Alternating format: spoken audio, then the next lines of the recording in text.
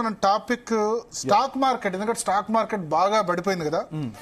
So దీని మీద మనం మాట్లాడదాం. మనతో పాటు రేవంత్ చలమల గారు ఉన్నారు, stock market expert, financial analyst. Revanth garu, good evening.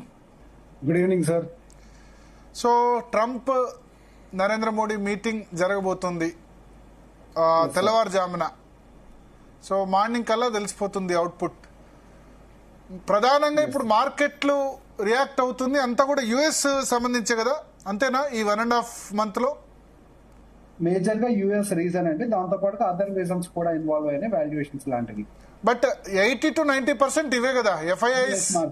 FIIs వెళ్ళిపోతున్నారు, ఫారెన్ ఇన్స్టిట్యూషనల్ ఇన్వెస్టర్స్ వెళ్ళిపోతున్నారంటే ప్రధానంగా దానికి ప్రధాన కారణం అమెరికా ట్రంప్ బాధ్యతలు చేపడం, ట్రంప్ టారిఫ్, తర్వాత డాలర్ రేటు పెరగడం, ఇవన్నీ కూడా అంతా ట్రంప్ చుట్టూనే తిరుగుతుంది, అంతే కదా?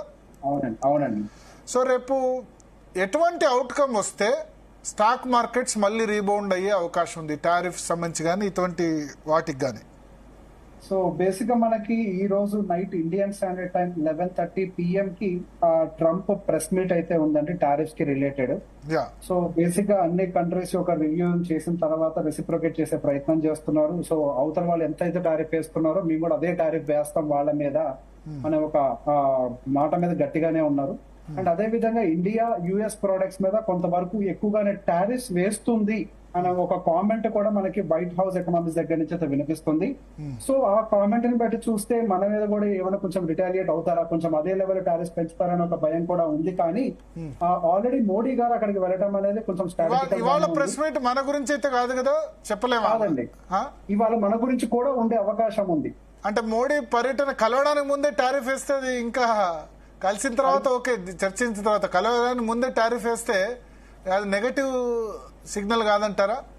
అది డెఫినెట్ గా for the time being negative signal గానే ఉండే అవకాశం ఉందండి. కాకపోతే వాళ్ళు ప్రెస్ మీట్ పెట్టి టారిఫ్ అనౌన్స్ చేసినంత మాత్రాన ఇమీడియట్ గా ఇంప్లిమెంటేషన్ లోకి వస్తుందంటానికి ఏం లేదు. సో బేసిక్ గా దానికి ఒక 1 month టైం పీరియడ్ ఉంటుంది, తర్వాత దాన్ని ఎక్స్టెండ్ చేస్తారు, తర్వాత దాన్ని ఆపే అవకాశాలు కూడా ఉంటాయి.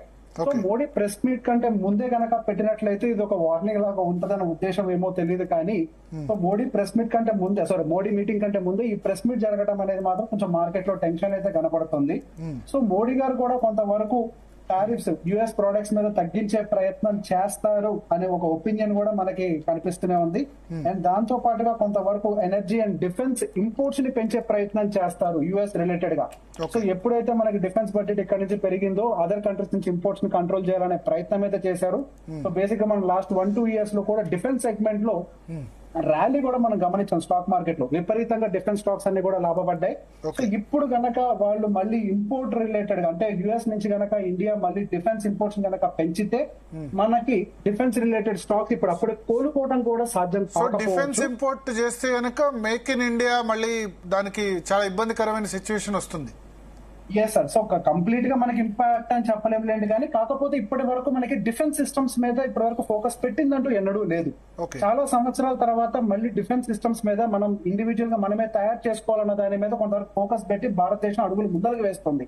కానీ ఇప్పుడు వాళ్ళు ట్రేడ్ వార్ కి కొంచెం భయపడి ఈ ట్రేడ్ ఇష్యూస్ రాకుండా ఉండేందుకు గనక వాళ్ళు డిఫెన్స్ రిలేటెడ్ ఇంపోర్ట్స్ గనక ఏమైనా పెంచినట్లయితే కొంతవరకు మనకి కామా పడే అవకాశం ఉంది. ఫుల్ స్టాప్ అని చెప్పకూడదు, డిఫెన్స్ సెగ్మెంట్ మొత్తానికి ఒక కామా పడచ్చు, కొద్దిగా స్లో డౌన్ అయ్యే అవకాశాలు ఉంది. ఇప్పుడు మన టారిఫ్స్ ఏమి ఎక్కువ ఉన్నాయి? మనం ఎక్స్పోర్ట్ చేస్తున్న వాటిలో ఏది మనం సరే ఎక్స్పోర్ట్ చేస్తున్నాం మనం.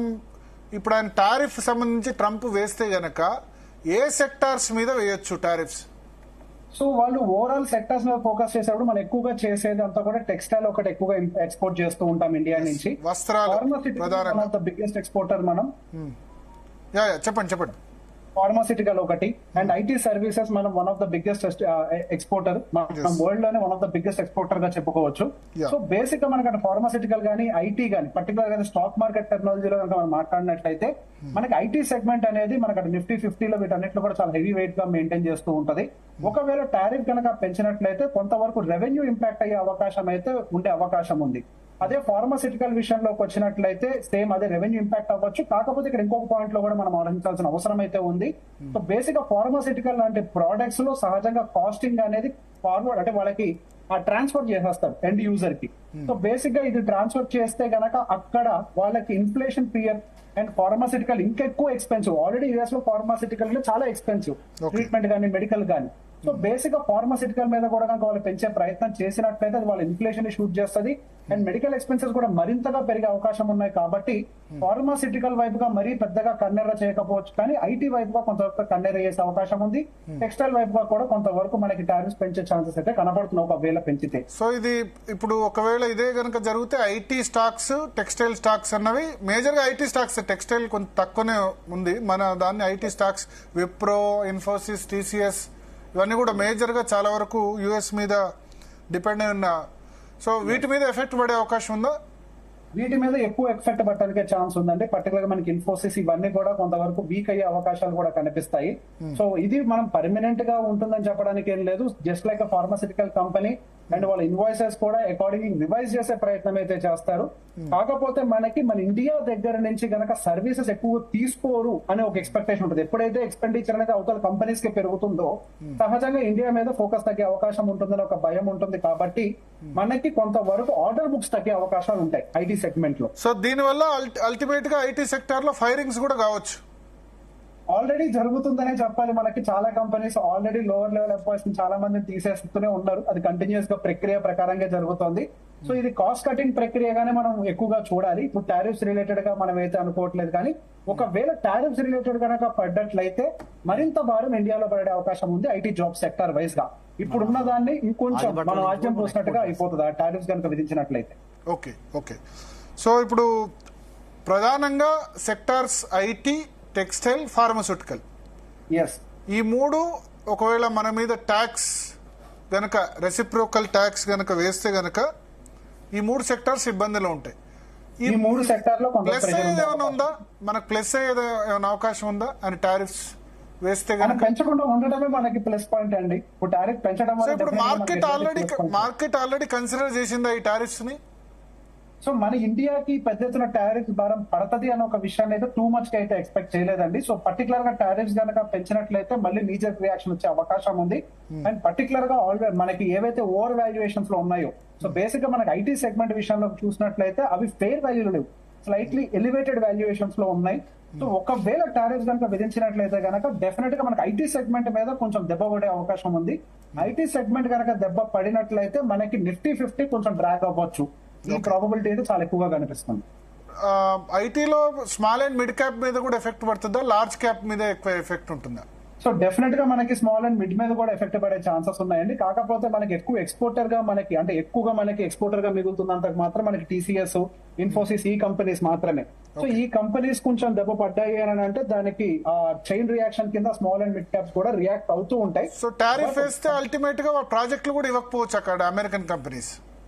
ప్రాజెక్ట్స్ తగ్గిస్తాయి. సో బేసిక్ ఎక్స్పెన్సివ్ అవుతుంది కాబట్టి కాస్ట్ కటింగ్ ప్రక్రియలో వాళ్ళు తగ్గిస్తారు. సో ఆల్రెడీ ఇప్పుడు మనకి ఫెడ్ ఇంట్రెస్ట్ రేట్స్ అనేవి చాలా హైలో ఉన్నాయి. ఎప్పుడైతే ఫెడ్ ఇంట్రెస్ట్ రేట్ హైక్ అయిందో అప్పటి నుంచి మనకి ఐటీ సెగ్మెంట్ అనేది వీక్ అవడం మొదలుపెట్టింది. దానికి గల కారణం ఏంటి అంటే ఎప్పుడైతే మనకి ఇంట్రెస్ట్ రేట్స్ హై అవుతాయో వాళ్ళ బడ్జెట్, కంపెనీస్ యొక్క బడ్జెట్ డీవియేట్ అవుతాయి. సో వాళ్ళు ఇమీడియట్ గా ఐటీ సెగ్మెంట్ కోసం ఎలోకేషన్స్ ని తగ్గించే ప్రయత్నం చేస్తారు. సో ఇంతకు ముందు అదే జరిగింది. ఒకవేళ టారిఫ్ పెంచినట్లయితే మరింతగా ఇన్వాయిస్ కనుక పెరుగుతుంది కాబట్టి సో ఆర్డర్ వాల్యూమ్స్ ఇంకొంచెం తగ్గే అవకాశం ఉంది. Going for the revenues effect చేయడానికి చాలా ఛాన్సెస్ కనిపిస్తున్నాయి. ఇప్పుడు అమెరికన్ కంపెనీస్, అమెరికా నుంచి మనం ఏది ఎక్కువ ఇంపోర్ట్ చేసుకుంటున్నాం? మనం దేనికి ఎక్కువ మన కస్టమ్స్ సుంకం వేస్తున్నాం? సో యాజ్ ఆఫ్ నో మనకి ఇంతకు ముందు వరకు కూడా మనకి వెహికల్స్ మీద కొంచెం వరకు ఎక్కువగానే మన దగ్గర టాక్సెస్ అనేవి ఉండేవండి. దాదాపుగా మనం రీసెంట్ గానే చూసాం బడ్జెట్ లో వాటిల్లో కూడా పర్టికులర్ గా 125% నుంచి కూడా దాన్ని 70-75% వరకు కూడా డ్రాప్ చేసేసారు ఆల్రెడీ. మనం ఇంతకు ముందు కూడా మనం మాట్లాడుకున్నప్పుడు దాని గురించి చాలా క్లియర్ గా మాట్లాడుకున్నాము. సో బేసిక్ గా ఇంట్రెస్ట్ ఆల్రెడీ వాళ్ళ టారిఫ్ మన ఇండియా సైడ్ నుంచి ముందస్తు జాగ్రత్త కింద ఆల్రెడీ ఒక 125% నుంచి 70-75% వరకు డ్రాప్ చేశారు. పర్టికులర్ గా $40 అండ్ అబోవ్ ఉండే వెహికల్స్ మీద, అంటే సహజంగా 30 లక్షలు 40 లక్షలు ఆ రేంజ్ లో ఉండే వెహికల్స్ మీద టారిఫ్ అనేది తగ్గించారు. అదే విధంగా బ్యాటరీ కాంపోనెంట్స్, సో బేసిక్ ఈ బ్యాటరీ కాంపోనెంట్స్ వీటన్నిటి మీద కూడా కాస్టింగ్ అనేది తగ్గించారు. సో ఇప్పుడు ఏదైతే టారిఫ్స్ తగ్గించారో అవన్నీ కూడా డైరెక్ట్ గా మనకు కొంతవరకు ఈ టెస్లా ఆటోమొబైల్ సెగ్మెంట్ ని ఎక్కువగా, అంటే మన ఇండియన్ ఆటోమొబైల్ కాదు బయట నుంచి ఇంపోర్ట్ అవుతున్నటువంటి ఆటోమొబైల్స్ మీద ఎక్కువ అడ్వాంటేజ్ జరిగే అవకాశం వచ్చే అవకాశం ఉందా ఇండియాకి? చాలా ఎక్కువ అవకాశాలు ఉన్నాయండి. ఈ రోజు మనకి ఎలాన్ మస్క్ గారికి అండ్ మోడీ గారికి కూడా మీటింగ్ అనేది ఇప్పుడు రాత్రి 9:30-10 గంటలకి ఎలాన్ మస్క్ తో మీటింగ్ ఉంది. సో టెస్లా కార్ ఇండియాలోకి ఇంతకాలం రాకపోవడానికి కారణం ఏంది? ప్రధానంగా టారిఫ్స్ ఏనా? డెఫినెట్ గా అండి. సో బేసిక్ గా టెస్లా వెహికల్స్ కొంతవరకు ఎక్స్పెన్సివ్ గా ఉంటాయి. దానికి తోడుగా ఇంపోర్ట్ ట్యాక్సెస్ కనుక ఎక్కువగా ఉన్నట్లయితే ఇండియాలో దాన్ని ఎఫోర్డ్ చేయలేని కండిషన్ లో ఉంటుంది కాబట్టి సహజంగా టెస్లా లాంటి వెహికల్స్ ఇండియాలోకి రాలేదు. సో ఇప్పుడు ఆల్రెడీ దానికి రిలేటెడ్ గా $40,000 అండ్ అబౌవ్ ఉంటుంది అనేది డెఫినెట్ గా టెస్లా లాంటి వెహికల్సే. అది నార్మల్ గా ఏదో 10 లక్షల కార్లు 15 లక్షల కార్లు లాంటివి అయితే కాదు. 30-40 లక్షలు అండ్ అబౌవ్ ఉండే కార్స్ కి మనకి సహజంగా టారిఫ్స్ తగ్గిస్తున్నారంటే కొంతవరకు అది టెస్లాకే ఎక్కువ అడ్వాంటేజ్ జరిగే అవకాశాలు కనపడుతున్నాయి. అండ్ అదే విధంగా వాళ్ళు టెస్లా వాళ్ళు ఇక్కడ మ్యానుఫ్యాక్చర్ చేయొచ్చు కదా, అక్కడ నుంచి ఇంపోర్ట్ కాకుండా ఇక్కడ వాళ్ళు ఎందుకు ఇక్కడ మ్యానుఫ్యాక్చరింగ్ ముందుకు రావట్లేదు? భారత్ అతిపెద్ద మార్కెట్ కదా. యూనిట్ ఎస్టాబ్లిష్మెంట్ మీద అది డిసైడ్ అయి ఉంటుంది కదా. సో యూనిట్ ఎస్టాబ్లిష్మెంట్ కంప్లీట్ గా చేయడానికి కొంతవరకు ఇబ్బంది అవుతుంది కాబట్టి ఇక్కడ అసెంబ్లింగ్ వరకు పెట్టే అవకాశాలు అయితే కనపడుతున్నాయి. కంప్లీట్ మ్యానుఫ్యాక్చరింగ్ యూనిట్ ఇమీడియట్ గా స్టార్ట్ కాకపోవచ్చు, అసెంబ్లింగ్ జరిగే ఛాన్సెస్ ఉన్నాయి. సో ఇప్పుడు ఒకవేళ ఇద్దరు ప్రెస్ బ్రీఫింగ్ కూడా ఉంది రేపు ఎర్లీ మార్నింగ్ 5:30కి. సో దాని ద్వారా పాజిటివ్ అవుట్కమ్ వచ్చింది అనుకోండి, ఇద్దరు చాలా మంచిగా మాట్లాడి రిలేషన్స్ మళ్ళీ స్ట్రెంథన్ అవుతాయి. ఎందుకంటే ఇద్దరి మధ్య పర్సనల్ కెమిస్ట్రీ కూడా ఉంది. దానివల్ల స్టాక్ మార్కెట్ ర్యాలీ కూడా అయ్యే అవకాశం ఉందా? ఇప్పటి వరకు పడ్డది అంటే ఇది ఒక గేమ్ చేంజర్ మీటింగ్ అనుకోవచ్చా? అంటే అటైనా ఇటైనా, నెగటివ్ అయినా పాజిటివ్ అయినా ఇటువంటి టైంలో అటువంటి మీటింగ్ జరగడం అనేది డెఫినెట్ గా మంచి విషయం ఒకవేళ పాజిటివ్ అవుట్కమ్ వచ్చినట్లయితే. కాకపోతే మనం మార్కెట్లు అనేవి మళ్ళీ ఆల్ టైమ్ హై ని బీట్ చేసుకొని పైకి పరుగులు పెడతాయన్న కండిషన్ అయితే లేదు. సో బేసిక్ గా మనకి టారిఫ్ రిలేటెడ్ ఇష్యూస్ అనేవి ఎలాగైతే ఉన్నాయో దాంతో పాటుగా అదర్ కాంపోనెంట్ ఇష్యూస్ కూడా ఉన్నాయి, లైక్ వాల్యుయేషన్స్ అనేవి. సో ఒకవేళ పాజిటివ్ న్యూస్ ఉన్నట్లయితే గనక నా అంచనా మేరకు నిఫ్టీ ఇప్పుడు చేసిన లోని బ్రేక్ చేసే అవకాశాలు లేవు. కానీ మిడిల్ స్మాల్ క్యాప్ సెగ్మెంట్స్ లో మాత్రం కొంతవరకు కరెక్షన్ రావడానికి అయితే అవకాశం అంటే నేను ఆల్ టైమ్ హై అనట్లేదు. అట్లీస్ట్ ఎఫ్టీ ఇప్పుడు నిఫ్టీ 23,000 దగ్గర ఉంది, 26,200 అన్నాను. బట్ అట్లీస్ట్ ఒక 50% లూజ్ అయిన దాన్ని రికవర్ అయ్యే అవకాశం ఉందా వీళ్ళు మీటింగ్ లో? అంటే రాబోయే 4-5 రోజుల్లో మీటింగ్ లో కనుక పాజిటివ్ అవుట్కమ్ కొంత కరుణించారు, అంత తీవ్రంగా ఉండదు ట్రంప్ చర్యలు అన్న విధంగా వస్తే. సో బేసిక్ గా మనకి ఇప్పుడు జరిగిన లో ప్రీవియస్ గా 22,800 లో ఏదైతే ఉందో అదే లాస్ట్ లో అవ్వడానికి అయితే చాలా ఎక్కువ అవకాశాలు ఉన్నాయి. 50% రికవరీ వస్తుందంటే మనం ఖచ్చితంగా చెప్పలేము, కానీ 24,500 వరకు అయితే కొంతవరకు అవకాశాలు కనపడుతున్నాయి.